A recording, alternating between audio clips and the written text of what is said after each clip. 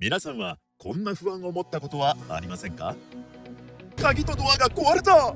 どこに修理依頼しよう。でも鍵やドアの修理って誰が来るかわからないし、信用できない人だったらどうしよう。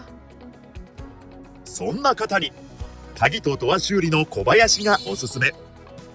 フレンドリーな接客で受付、お見積もり、施工、気さくな性格なのであれもこれも頼まれ、とても融通が利くと言われます。ほう、小林さん、どんな人なんだろう。私の自己紹介を簡単にさせていただきますね。